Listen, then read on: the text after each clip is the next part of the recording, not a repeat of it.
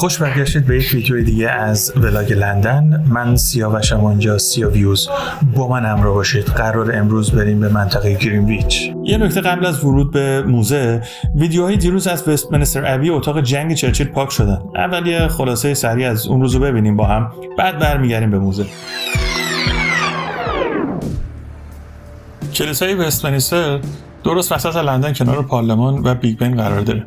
حکایتش برمیگرده به قرن 11 وقتی ادوارد دستور ساختش رو میده. بعدش هم تو زمان هنری سوم گفتم بیاین دستی به سر روی کار بکشیم و به سبک گوتیک بازسازیش میکنن. و از سال 1066 میلادی تا امروز تقریبا همه پادشاه‌ها و ملکه‌های بریتانیا تاجشون رو همینجا گذاشتن سرشون، از ویلیام فاتح گرفته تا چارلز سوم. اما اینجا فقط یک جای تاجگذاری نیست، اینجا یه جور کتابخونه زنده است. بیش از 3000 نفر از بزرگان بریتانیا همینجا خاک شدن. پادشاه‌ها، سیاستمدارها، شاعران، دانشمندان که معروف ترین بخشش هم اسم داره، گوشه شاعران، جایی که اسمایی مثل شکسپیر، دیکنز، لورد بایرن و روی سنگ قبرشون حک شده این اسما. یکم اون طرفتر میرسیم به مقبره اسطوره‌های مثل نیوتن، داروین و حتی استیفن هاکینگ.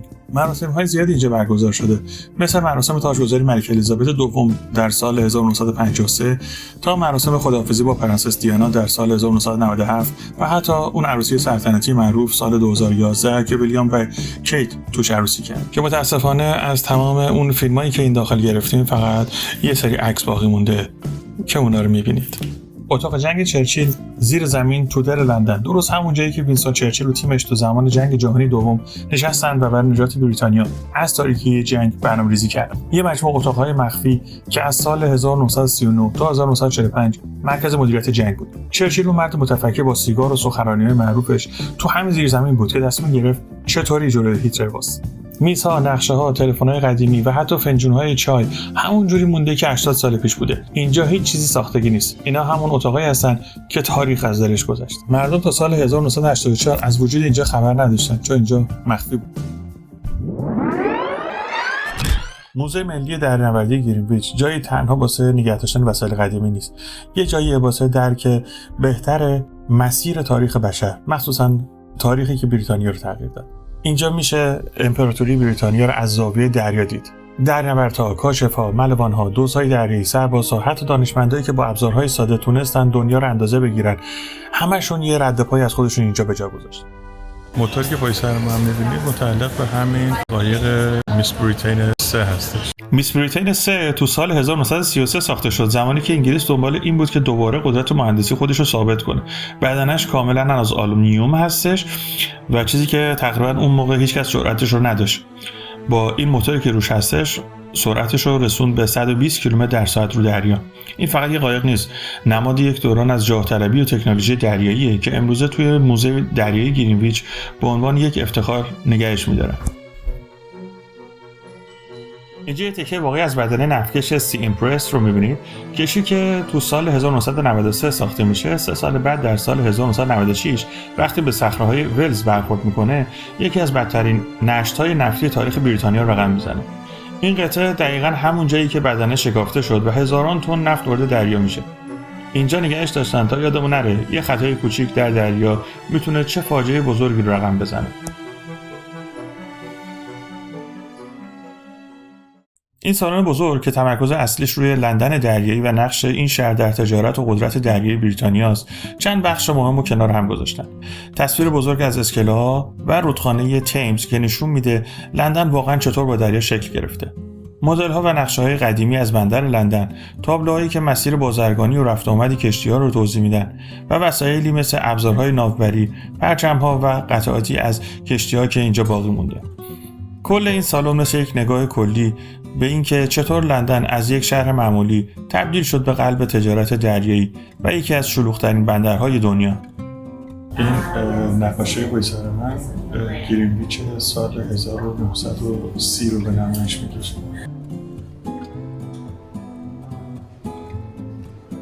گالری نقاشی‌های دریایی، تصویر کشتی‌ها قبل از اختراع دوربین، لحظه‌هایی که از نبردهای واقعی، اکتشافات، طوفان‌ها و پیروزی‌ها دقیق، واقعی با ابعاد بزرگ طراحی شد.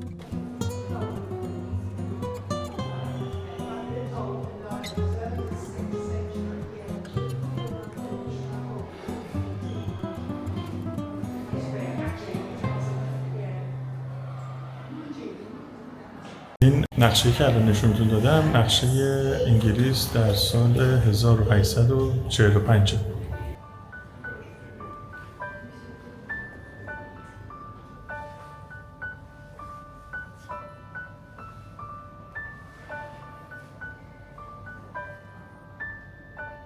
این صدف حکاکی شده یکی از کارهای اسکریم شاپ ملوان هاست. تو سفرهای طولانی وقتی هفته ها یا ماه ها روی دریا بودن، وقت آزادشون رو با حکاکی روی صدف یا استخون نهنگ پر می‌کردن. طرحهایی مثل کشتی‌ها، نقشه‌ها یا صحنه‌های دریایی. اینها در واقع یادگاریایی از ملوان هاست که از زندگی سخت و طولانیشون که رو دریا بوده.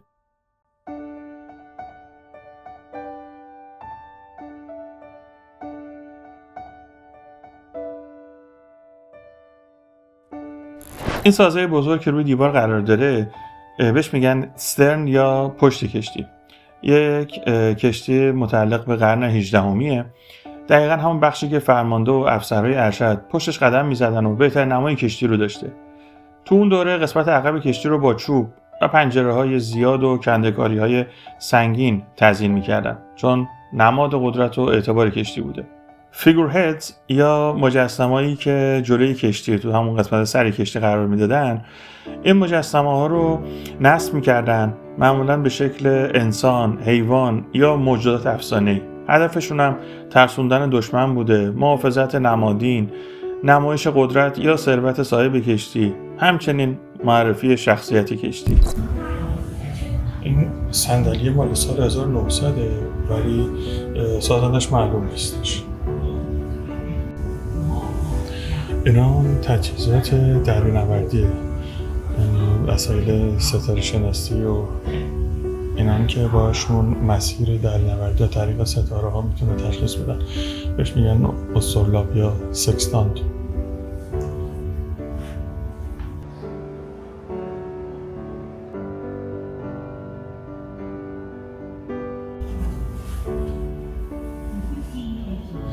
اینم هارپون شکار نهنگه.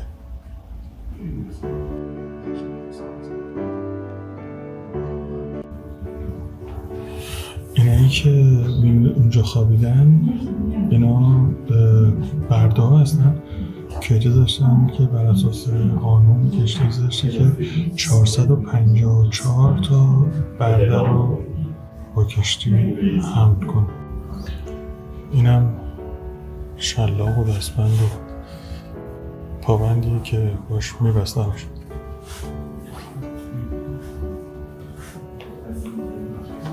این یکی از سنگین ترین بخش های موزه است. قسمتی که درباره نقش بریتانیا و تجارت برده توضیح میده. کشتی‌هایی که از لندن راه میافتادن بخشی از یک تجارت مثلثی بودن. کالا را از بریتانیا به آفریقا، انسان‌ها را از آفریقا به آمریکا و در نهایت شکر و پنبه را از آمریکا دوباره برمیگردوندن به لندن. کنار این موضوع ابزارهای ساخت پارچه، قالب‌های نقش‌زنی رو هم میشه دید. اینا فقط ابزار هنری نبودن، بلکه بخشی از همین تجارت بودن. پارچه‌های ارزون رو با همین قالب‌ها تولید می‌کردن و در آفریقا به عنوان کالا معامله می‌کردن. یعنی حتی صنعت نساجی اقتصاد لندن هم به این سیستم وابسته بوده. این بخش موزه عملاً نشون میده پشت ثروت بزرگ دریای بریتانیا یک تاریخ تلخ و پیچیده وجود داشته.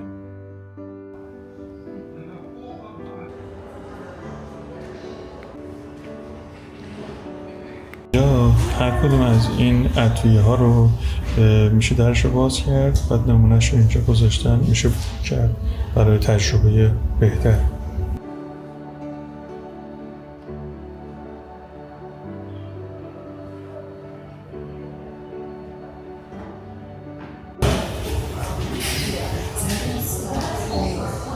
این هم یه توپ قرن 18می.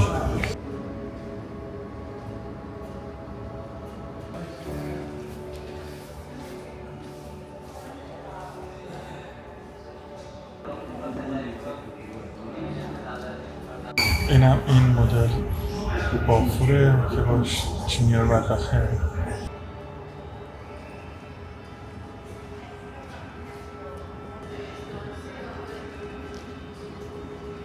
از ایران هم یه چیز اینجا هستش که اونم قبل نماز.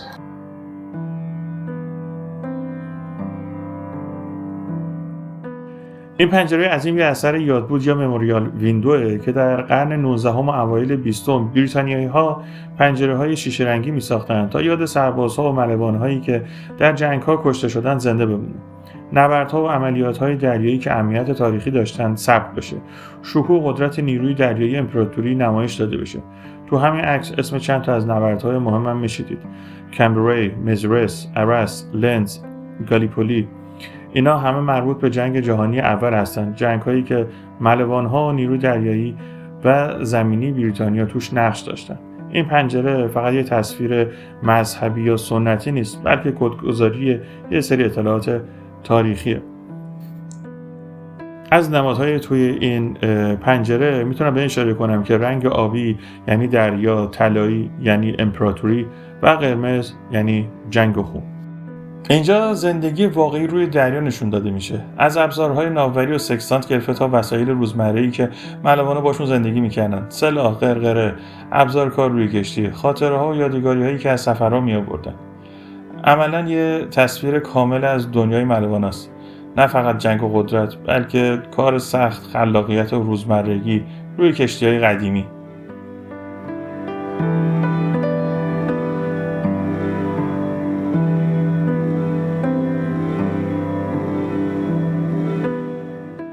تو این سالن برخورد اروپایی‌ها با مردم جزایر اقیانوس آرام رو نشون میده.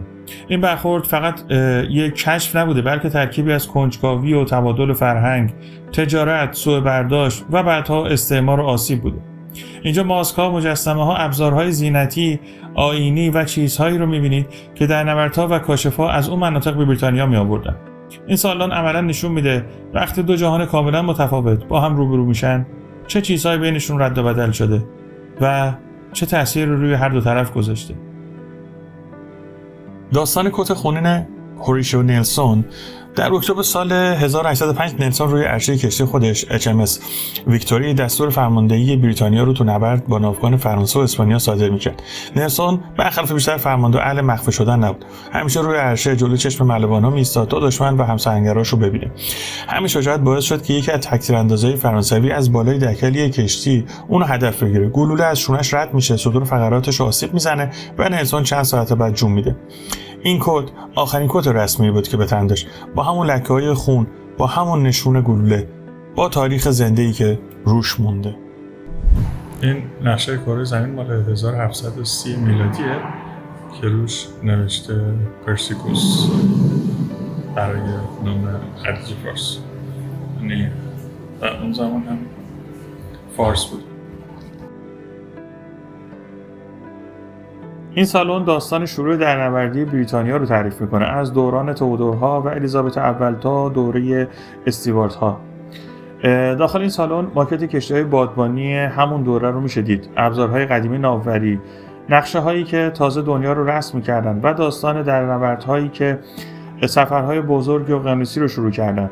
اسم پیگات فامیلی گالری هم به این خاطر بالای این ورودی گذاشتن که این گالری با حمایت یکی از خانواده‌های بزرگ تجارتی دریایی ساخته شده، خانواده‌ای که در شکل‌گیری قدرت دریایی بریتانیا نقش مهمی داشت.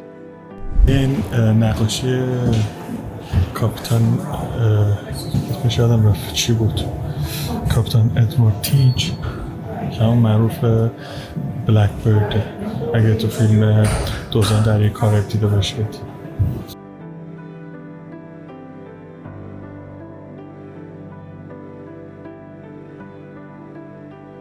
اینجا داستان سفرهای بریتانیا به قطب‌های شمال و جنوب رو تعریف میکنه، سفرهایی که از سخت‌ترین و خطرناکترین مأموریت‌های تاریخ بشر بودن.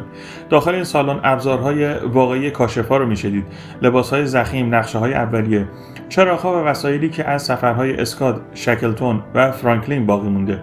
اینجا فقط درباره علم نیستش، درباره شجاعت و فداکاری و بهایی که برای کشف این ناشناخته‌ها پرداخت شده.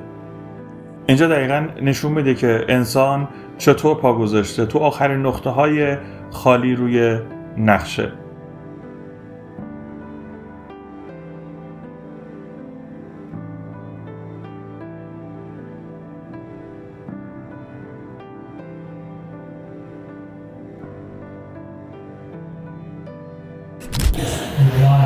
واقعاً سخته از پشت این دیدن، چشم اذیت شد.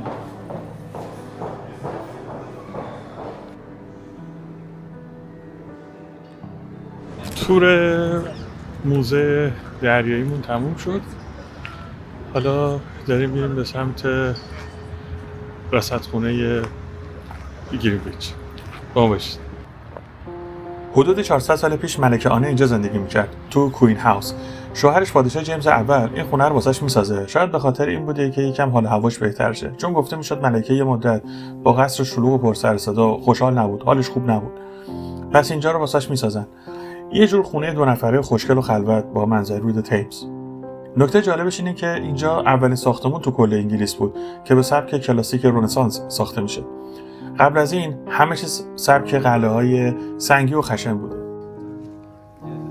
رویال ابزرواتوری گرینویچ یا رصدخونه سلطنتی گرینویچ در بالای تپه در پارک گرینویچ قرار داره، درست در جنوب شرق لندن. اینجا در قرن 17 میلادی توسط پادشاه چارلز دوم ساخته میشه تا با کمک ستاره شناسی مسیرهای دریایی و نقشه‌های دقیق برای ناوبری کشتی‌ها تعیین بشه. خیلی ما رسیدیم اینجا. خانم ما گفت 10 دقیقه ولی این سربالایی‌ها رو حساب نکرده بود. یه چیز هولوش 17 دقیقه طول کشید. ولی خب اوکی. ساختن اینجا خیلی حیاتی بود به خاطر اینکه کشتی‌های بریتانیا تو دریا گم می‌شدن، چون زمان درست رو نمیتونستن حساب کنن. برای اینکه رو نقشه بفهمی دقیقاً کجا هستی، باید زمان دقیق رو بدونی. اینجا گرینویچ قرار شد تبدیل بشه به قلب زمان. در سال 1911 یک گوی قرمز بزرگ به نام تایم بال روی سقف برج نصب شد. هر روز ساعت 1 بعد از ظهر این گوی بالا میرفت و ناگهان پایین میافتاد.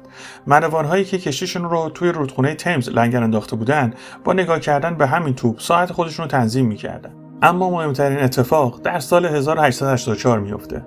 تصمیم گرفتن که خطی که از این برج میگذره بشه نصف و نهار مبدا، پرایم مریدین، یعنی 0 0، خطی که زمین رو به 2 نیمکره شرقی و غربی تقسیم میکنه و از همون روز زمان جهانی به نام گرینیچ مین تایم یا همون GMT به رسمیت شناخته شد. از نیویورک تا توکیو همه زمانشون رو با گرینویچ تنظیم میکنه. این سالن قدیمی ترین قسمت این ساختمونه که معروف بوده به سالن بزرگ، جایی که از اینجا با دوربین ستاره‌ها رو نگاه می‌کرد. این سالن رصدخونه مخصوص ابزارهای دقیق اندازه‌گیری زمان و ناوبریه. اینجا ساعت‌های دقیق آزمایشگاهی، کرونومترهای دریایی، بارومترها، سکستانت‌ها و ابزارهای ستاره‌ای رو میشه دید. این دستگاه تو قرن‌های گذشته واسه اندازه‌گیری زمان و فشار هوا و پیدا کردن مسیر در سفرهای دریایی ساخته شدند و استفاده می‌شدند. اینجا مجموعه کاملی از ابزارهای واقعی اندازه‌گیری و آزمایش زمانه.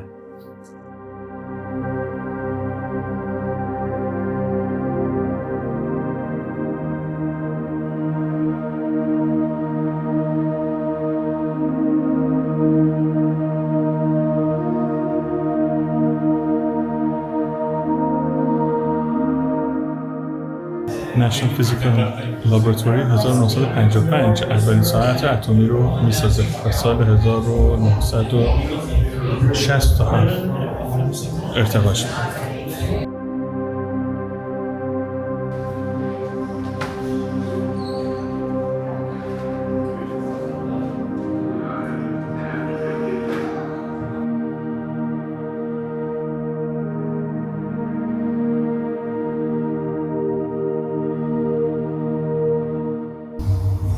من دقیقا هم نیمکره شرقی هم نیمکره غربی کره زمین. الان ما دقیقا اینجا میگه کره زمین به 2 قسمت نیمکره شرقی و غربی تقسیم میشه. درست؟ مثلا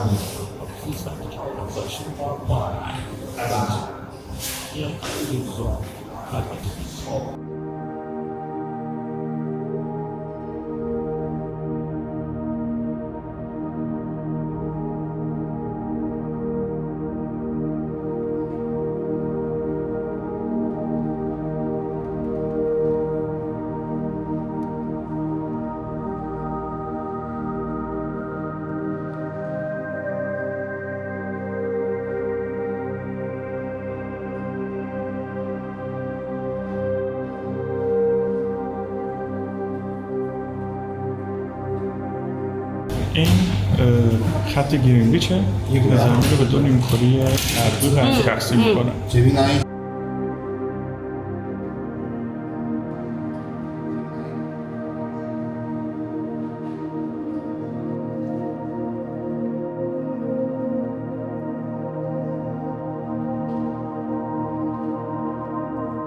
بر اساس نوشته و عکسایی که اینجا هستش، اون نفرات اولیه اینجا میخوابیدن رو زمین که بتونن از این تلسکوپ ببینن.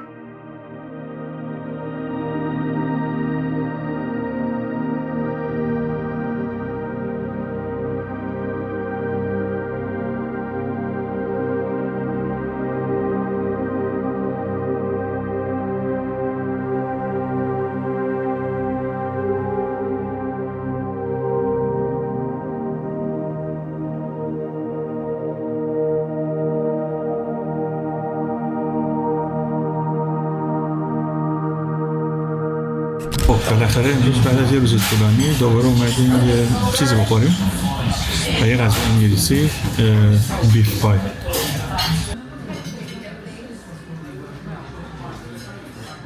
ما اومدیم اینجا پای سفارش دادیم، واقعا خوشمزه بود. البته قیمتش هم خوب بود. قیمتش فکر کنم دونه 6.5 بود، 6.5 پوند بود و واقعا خوشمزه بود. کاتیا سارک یک کشتی بادبونی در سال 1869 تو اسکاتلند ساخته میشه.